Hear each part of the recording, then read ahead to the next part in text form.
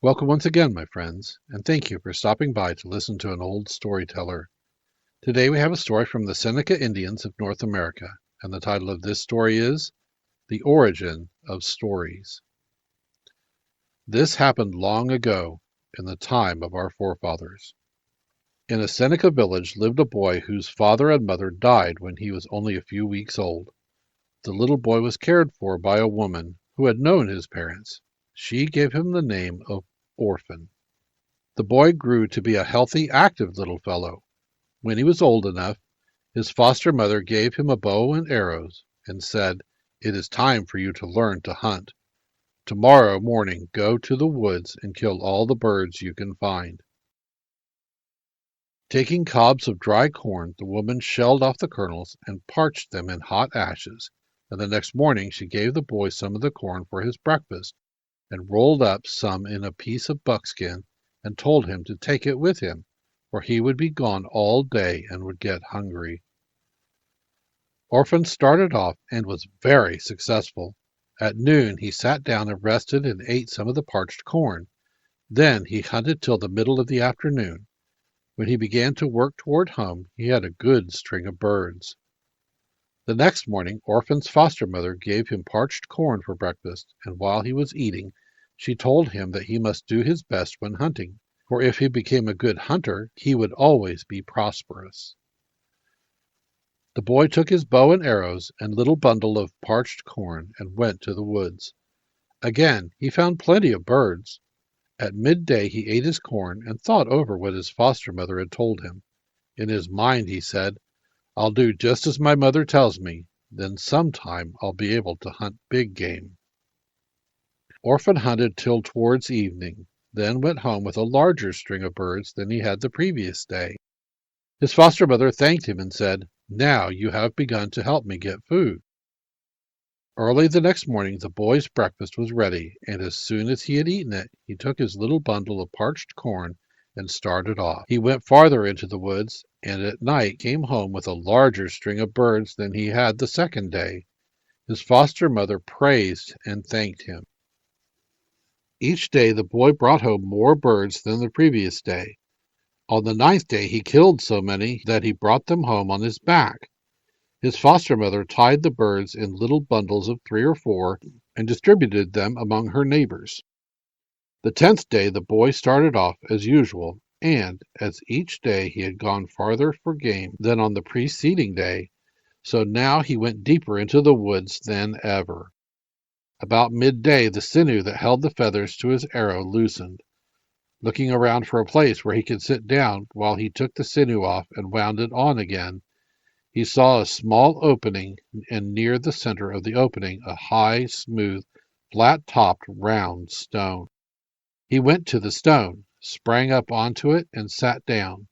He unwound the sinew and put it in his mouth to soften.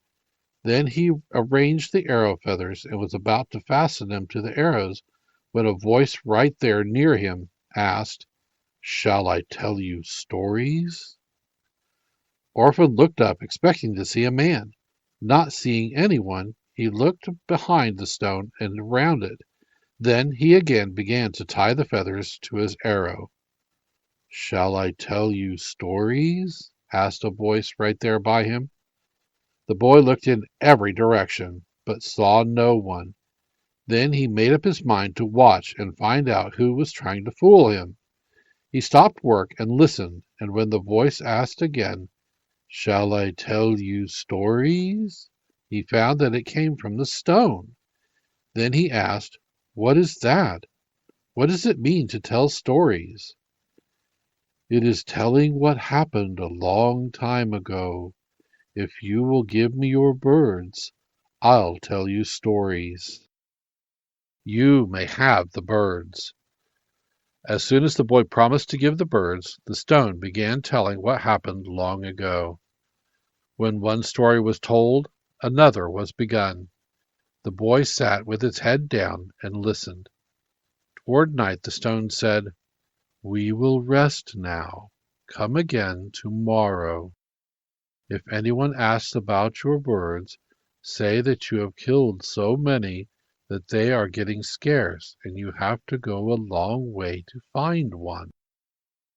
While going home, the boy killed 5 or 6 birds. When his foster mother asked why he had so few birds, he said they were scarce, that he had to go far for them. The next morning, Orphan started off with his bow and arrows and a little bundle of parched corn. But he forgot to hunt for birds. He was thinking of the stories the stone had told him. When a bird lighted near him, he shot it, but he kept straight on towards the opening in the woods. When he got there, he put his birds on the stone and called out, "I've come. Here are birds. Now tell me stories." The stone told story after story. Towards night it said, "Now we must rest till tomorrow." On the way home, the boy looked for birds, but it was late and he found only a few. That night the foster mother told her neighbors that when Orphan first began to hunt, he had brought home a great many birds, but now he brought only 4 or 5 after being in the woods from morning till night. She said there was something strange about it. Either he threw the birds away or gave them to some animal, or maybe he idled time away and didn't hunt. She hired a boy to follow Orphan and find out what he was doing. The next morning the boy took his bow and arrows and followed Orphan, keeping out of his sight and sometimes shooting a bird. Orphan killed a good many birds. Then, about the middle of the forenoon, he suddenly started off towards the east, running as fast as he could. The boy followed till he came to an opening in the woods and saw Orphan climb up and sit down on a large round stone. He crept nearer and heard talking. When he couldn't see the person to whom Orphan was talking, he went up to the boy and asked, "What are you doing here?" "Hearing stories." "What are stories?" "Telling about things that happened long ago. Put your birds on this stone and say, 'I've come to hear stories.'" The boy did as told, and straightway the stone began. The boys listened till the sun went down. Then the stone said, "We will rest now. Come again tomorrow." On the way home, Orphan killed 3 or 4 birds. When the woman asked the boy she had sent why Orphan killed so few birds, he said, "I followed him for a while, then I spoke to him, and after that we hunted together till it was time to come home. We couldn't find many birds." The next morning the elder boys said, "I'm going with Orphan to hunt. It's sport." The 2 started off together. By the middle of the forenoon each boy had a long string of birds. They hurried to the opening, put the birds on the stone, and said, "We have come. Here are the birds. Tell us stories." They sat on the stone and listened to stories till late in the afternoon. Then the stone said, "We'll rest now till tomorrow." On the way home the boys shot every bird they could find, but it was late and they didn't find many. Several days went by in this way. Then the foster mother said, "Those boys kill more birds than they bring home," and she hired 2 men to follow them. The next morning, when Orphan and his friends started for the woods, the 2 men followed. When the boys had a large number of birds, they stopped hunting and hurried to the opening. The men followed, and, hiding behind trees, saw them put the birds on a large round stone, then jump up and sit there, with their heads down, listening to a man's voice. Every little while they said, "Un." "Let's go there and find out who is talking to those boys," said one man to the other. They walked quickly to the stone and asked, "What are you doing, boys?" The boys were startled, but Orphan said, "You must promise not to tell anyone." They promised. Then Orphan said, "Jump up and sit on the stone." The men seated themselves on the stone. Then the boys said, "Go on with the story. We are listening."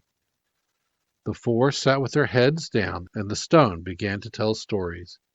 It was almost night, and the stone said, "Tomorrow all the people in your village must come and listen to my stories. Tell the chief to send every man, and have each man bring something to eat. You must clean the brush away so the people can sit on the ground near me."